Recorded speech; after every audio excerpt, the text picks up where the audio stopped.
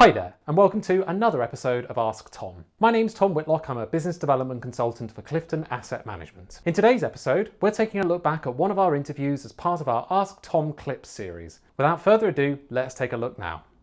In terms of what people should sort of expect or sort of have to do before this process can get underway, I mean, I take it with yourself as an advisor, Anthony, this is the kind of thing that you see fairly regularly. Is there any pointers that you could make to the people at home before they look into this and what they should expect, really? Yeah, I think that the big thing, Tom, is when you get into the more sort of nuanced elements of what pensions can do, you tend to find a disconnect between the regulations as they are written down in tablets of stone by the various bodies, and the individual practitioner comforts that different pension providers bring to the table. And this has been seen, across the board. What typically happens is the government of the day will come up with a whole raft of legislation, which take effect either immediately or from the next budget.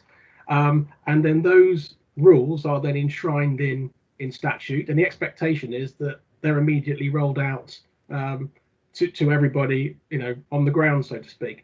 But of course, the problem is that individual pension providers, practitioners, have to then accommodate those changing rules and, if you like, assimilate that offering within their client portfolio.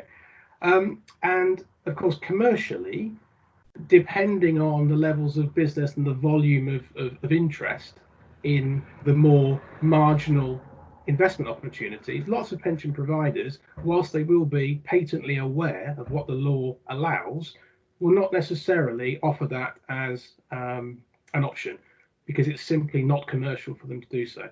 So I think the first bit of advice, as is always the case with anything that's on the sophisticated end, is to seek advice. If it's not a statement of the obvious, you always recommend that somebody seeks advice in the first instance. And what you would hope is that any advisor worth his or her salt will be aware of the kind of practitioners operating within the industry who have a tried and tested methodology for accessing these kind of investments. And I know for a fact that there is a large disparity between what you can apparently do based on rules and regulations and what individual practitioners will allow. So in the first instance, I would always speak to an advisor. You might expect me to say that given my job, but nonetheless, I would recommend that anyone speak to an advisor and that you rely on their ability to navigate what is a fairly sort of complicated environment to point you in the direction of the right kind of providers.